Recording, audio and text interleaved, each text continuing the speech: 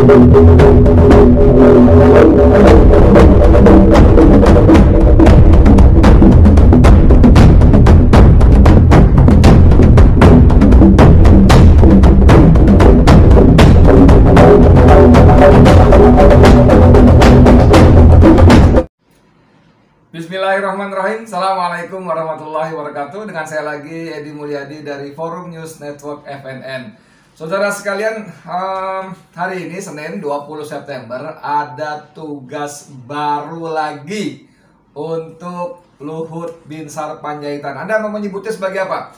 Sebagai Menko Maritim dan Menko Maritim dan Investasi, Menko Marinvest, atau seperti publik memberi judul kepada dia sebagai Menko segala urusan. Ada juga yang menyebut Menko atasi segala urusan. Atasi, S segala, urusan, ASU. Menko. Kenapa? Hari ini Presiden Republik Indonesia Joko Widodo kembali memberikan tugas tambahan kepada super minister yang luar biasa ini, Luhut Binsar Panjaitan. Nih, ini dari Detik Finance, tapi banyak juga dari tempat lainnya, media lain, tapi saya ambil dari Detik Finance. Judulnya seru sekali, saudara.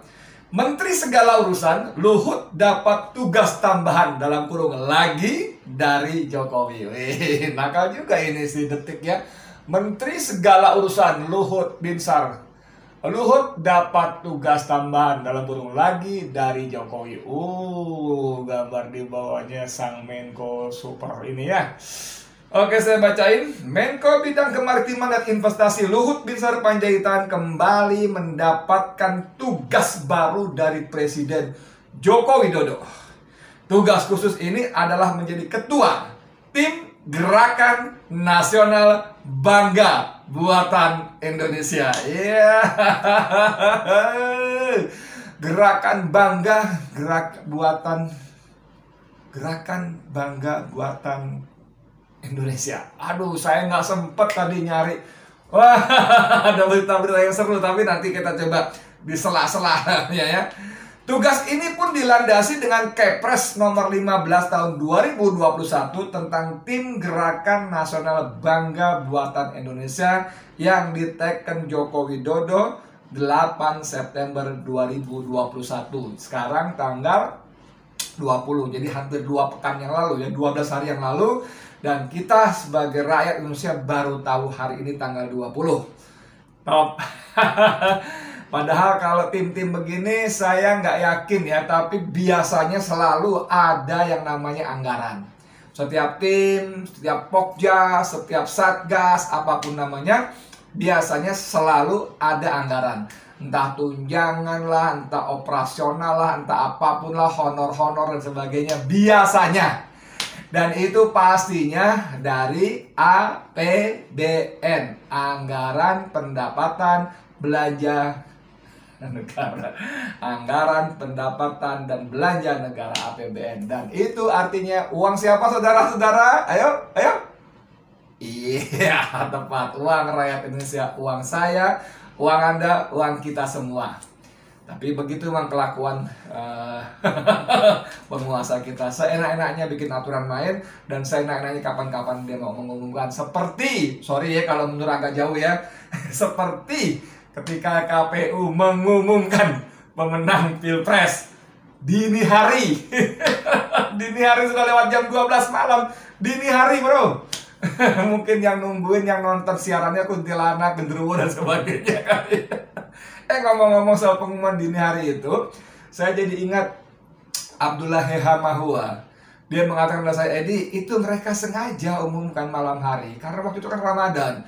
Kalau mereka umumkan siang hari, mereka takut batal puasanya. Saya bilang, kenapa bang begitu? Ya yang diumumkan curang kok. Lah, kalau curang kan nggak boleh orang puasa. Aduh, Bang Abdullah Heha Mahua. Bos, sorry bos, kejauhan melanturnya. Ya, kita balik lagi, balik lagi. Sebelumnya, saudara, tugas sudah diberikan buat Luhut, mulai dari Ketua Tim Nasional Peningkatan Penggunaan Produk Dalam Negeri, P3DN, sampai jadi Koordinator PPKM Jawa Bali. Ada satu lagi, bos. Dia juga disebut ketua tim pengarah penyelamatan danau nasional ya. Nggak ngerti gue. Jangan-jangan dia udah lupa jabatannya apa aja ya. Sebagaimana dilihat Detikcom Senin 20 September, Kepres nomor 15 tahun 2021 menjelaskan tim Gerakan Nasional Bangga Buatan Indonesia yang selanjutnya disebut tim Garnas BBI, tim Gernas BBI, berada di dan bertanggung jawab kepada Presiden. Mantap bener. Nah, kalau ditarik lebih awal, Luhut memang sudah sering mendapatkan tugas tambahan dari jabatannya sebagai menteri. Apa saja? Simak rangkuman detik.com di bawah ini. 1. Ketua Tim Nasional Peningkatan Penggunaan Produk Dalam Negeri P3DN mulai dari tahun 2018. Saat itu Luhut ditugasi Jokowi sebagai Ketua Tim Nasional P3DN. Astagfirullahaladzim. Saking semangatnya saya membacakan jabatannya Luhut ya. Penunjukannya dilandasi keputusan Kepres nomor 24 tahun 2018. Saat itu nomenklatur jabatan Luhut masih cuma pakai cuma nakal juga detik nih. Masih cuma Menteri Koordinator Kemaritiman saja. Tugas Tim Nasional P3DN yaitu melakukan pemantauan penggunaan produksi dalam negeri sejak tahap perencanaan dalam pengadaan barang jasa yang dilakukan oleh lembaga negara, kementerian dan sebagainya. Dahsyat sekali ya. Saudara sekalian, ini terkait dengan jabatan tadi yang Gerakan Nasional Bangga Buatan Indonesia ini menjadi menarik karena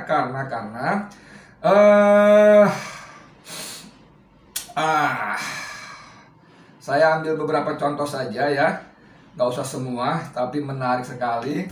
Oh, ini dia. Sorry bro, satu aja nih dari Liputan 6. Iriana Jokowi Kahiyang kompak pakai tas puluhan juta di Ragunan. Berita 30 Juni 2017. Iriana Jokowi Kahiyang kompak pakai tas puluhan juta di Ragunan. Ini gambarnya nih, keluarga bahagia ini lagi jalan-jalan di Ragunan. Silahkan lihat tasnya, saya baca sedikit aja ya.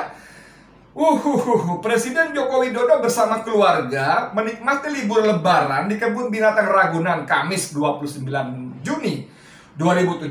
Dalam kesempatan tersebut, sang istri Iriana Jokowi dan Kahiyang itu anaknya, tampak berbeda dari biasanya. Kenapa? Keduanya terlihat mengenakan label tas mewah. Tas yang dikenakan Iriani bernama Dionysius Bloom Prince Shoulder Bag. Wah, namanya aja saya bingung. Jangan-jangan yang pakai pun nggak ngerti namanya apa. Informasi dari situs resmi Gucci, jadi tas ini merek Gucci. Tahu dong Gucci ya. Tas ini dibanderol dengan harga fantastis, yaitu $2.450 atau sekitar 30 sampai 35 juta rupiah.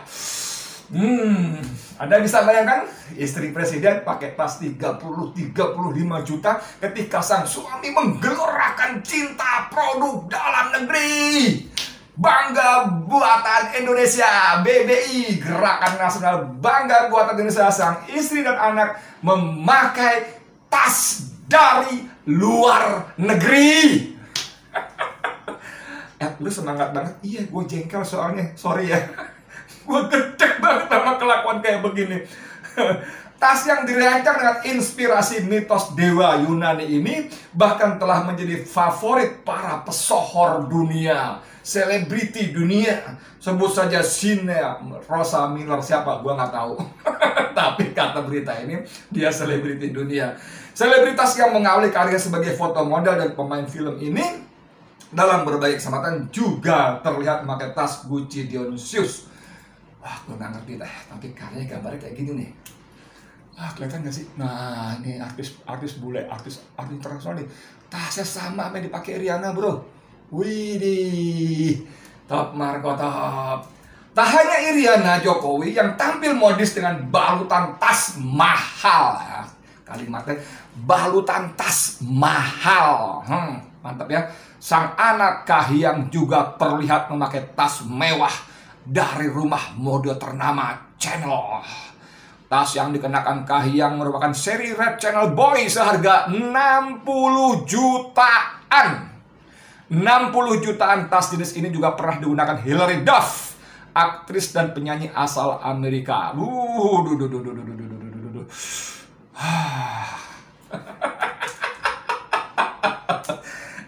Kita hari ini ngomongin tugas baru Luhut. Kenapa lu nyasar kemana-mana? Iya bro, sorry gua gedak. Masa lu gedak? Iyalah, orang ini, orang siapapun, orang itu dipegang mulutnya, saudara. Apakah mulutnya sesuai dengan perbuatannya, atau perbuatannya kemana, mulutnya kemana? Salah ya? Atau mulutnya kemana, perbuatannya kemana? Mulut dulu ya? Oh iya, benar-benar. Itu bos. Dia bikin gernas bangga buatan Indonesia bro. Masa dia lupa di lemari anak istrinya ada barang-barang mewah, super mewah kayak gitu. Dan itu bukan cuma satu. Berita di mana namanya, di tadi Liputan 6 tadi, cuma satu dari sekian banyak berita-berita lain yang menampilkan gaya hidup barang mewah anak dan istri Joko Widodo, Presiden Republik Indonesia yang selalu tampil sok-sokan, sederhana, merakyat, dan lain-lainnya. Mabok nggak lu? Aduh, balik ke soal awal. Ini udah nyimpang. Ya, sorry, nyimpang. Bener. Kita ngomongin jabatan Luhut. Ya, apapun jabatan Luhut itu, gak usah saya bacain banyak-banyak tadi. Siapapun tahu, Luhut ini dahsyat sekali di zaman Jokowi. Dan saya nggak ngerti betul, yang salah bukan Luhut ya dong. Luhut kan cuma terima tugas, walaupun dia bisa aja bilang, Pak Presiden, mohon dengan segala hormat, gitu kan orang sumut sana ya. Dengan segala hormat Pak Presiden, jangan lagi saya diberi tugas. Bukan saya tak mampu, tapi tak enaklah kepada menteri-menteri lain. Seolah-olah menteri lain tak mampu sama sekali. Kan begitu dia bisa ngomong begitu kan. Nggak pas logatnya. Nggak pas memang. Tapi maksud saya, ini dua orang ini dahsyat bos. Ini seperti kisah siapa ya? Yang saling, kalau saya bilang Musa sama Harun, saya bisa dimaki-maki. Orang gila lu nyamain Jokowi dan Luhut dengan sebagai Musa dan Harun alaihissalam. Oh iya, saya dosa juga, nggak boleh. Tapi saya ingin mengatakan dua manusia ini seperti duit tunggal yang tak terpisahkan. Kan gitu kan.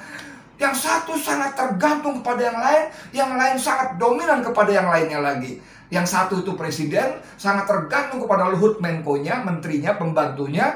Yang satu sangat dominan, yaitu menterinya kepada presidennya. Gila nggak lu?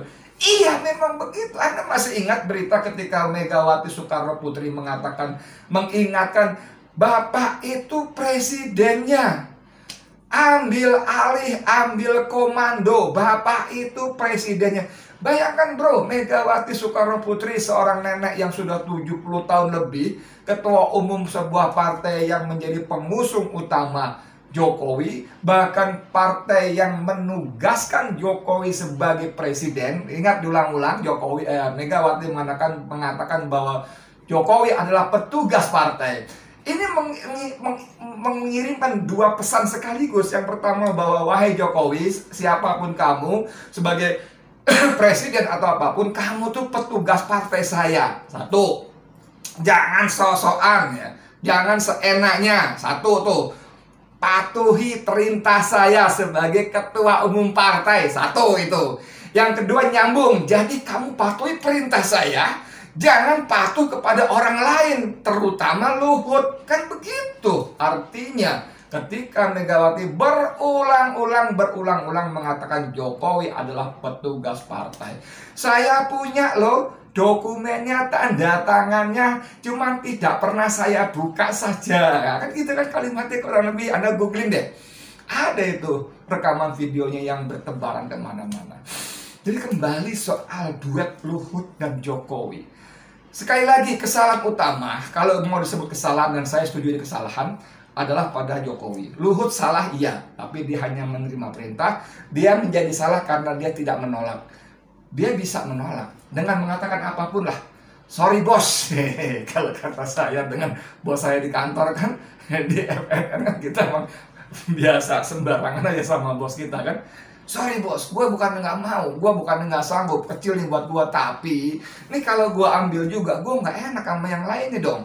Seolah-olah yang lainnya nggak bisa kerja lah, apalah, nanti seolah-olah gue dianggapnya sebagai anak emasnya presiden lah. Salah, yang betul presiden gue suruh-suruh kan begitu. Gila loh, ya sorry gue rada gila kalau lagi begini. Jadi begitu. Yang ingin saya bunyiin malam ini adalah kenapa sih Jokowi nggak bosannya berkali-kali menunjuk Luhut dengan tugas ini, ini. Walaupun saya hakul yakin setiap penunjukan Luhut akan direspon dengan nyinyiran, dengan negatif, dengan nada sumir oleh rakyatnya. Sepertinya dari berapa sih menteri kita ya? Berapa sih, saya nggak hafal, 34 ya, atau berapa menteri kita. Seolah-olah yang lainnya itu tidak bisa, nggak becus gitu loh. Bolak-balik ke Luhut. Ini kalau bangga ya, ini judulnya coba nomenklatur. Gerakan Nasional Bangga Buatan Indonesia. Bangga buatan. Buatan itu proses produksi bro ya. Bro Jokowi, saya ingetin Mas Jokowi ya gitu. Jadi enak begini ngomongnya. Buatan itu proses produksi, oke? Jadi kalau proses produksi, sampai punya menteri namanya menteri yang memproduksi, yaitu Menteri Perindustrian. Oke? Bangga buatan Indonesia. Buatan itu menteri produksi. Diproduksi itu namanya Menteri Perindustrian. Kalau sampai nggak yakin dengan Menteri Perindustrian ini, sampai bisa naik ke atasnya, ke Menko-nya. Namanya Menko Perekonomian. Bayangkan, kalau soal-soal sebasic ini saja Presiden kita nggak paham, nggak ngerti. Masya Allah. Musibah apa yang dialami negara ini, rakyat negara ini punya presiden yang begini aja nggak paham. Yang beginian sangat dasar aja nggak paham. Bangga buatan Indonesia. BBI, Gerakan Nasional Bangga Buatan Indonesia, BBI. Itu kan wilayahnya perindustrian. Menko-nya Menko Perekonomian. Saya nggak mau nyebut namanya deh, saya lupa menteri-menteri kita siapa. Nggak jelas manfaatnya. Dan saya nggak ingin ingat menteri-menteri itu. Tapi secara nomenklatur, tupoksi tugas pokok fungsi. Bukan Menko Marinvest. Bukan Menteri Koordinator Maritim dan Investasi. Mas Jokowi. Berhentilah bikin kegaduhan gitu loh. Bikin tim ini, tim itu kan semua biaya. Itu kan pakai uang saya, uang rakyat Indonesia. Apa perlu gitu loh? Kemarin sampai ngasih BPIP itu, aduh, Badan Pembinaan Ideologi Pancasila tambahan berapa? 148 miliar. Dan bro, ini lembaga nggak ngapa-ngapain kecuali bikin gaduh rakyat Indonesia, pemecah belah bangsa Indonesia. Tapi dapat gelontoran anggaran 148 miliar. Dan lagi-lagi itu duit rakyat, bos. Dan tenang yuk. Jadi, kenapa sih kita punya presiden seperti ini gitu loh? Saya ingin mendengar bukan dari Fadlur Rahman, bukan dari siapapun juru bicara istana. Saya mendengar langsung dari Joko Widodo. Kenapa sih dia bikin lagi dan lagi-lagi Luhut. Itu kenapa gitu loh? Kasih tahu dong rakyat dong. Masa kita nggak boleh tahu kenapanya? Yang bener aja. Ya. Dan. Saya mau serius tapi gimana? Ya sudahlah. Mungkin kita akhirnya harus terpulang kembali kepada Tuhan Allah yang Maha Kuasa ya. Ya Allah, kenapa bangsa ini punya presiden kayak begini? Ya ampun. Aduh, kayak nggak ada kerjaan lain gitu loh. Banyak kerjaan lain yang lebih penting. Dan pembantunya itu bukan cuma Luhut lagi. Aduh, ampun. Gimana kita bisa keluar dari krisis? Bagaimana kita keluar dari pandemi yang ternyata memang kata sebenarnya jadi pandemi. Aduh, pusing pala biar begini. Yaudah gitu aja deh. Saya Edi Mulyadi untuk EPTN. Wassalamualaikum warahmatullahi wabarakatuh.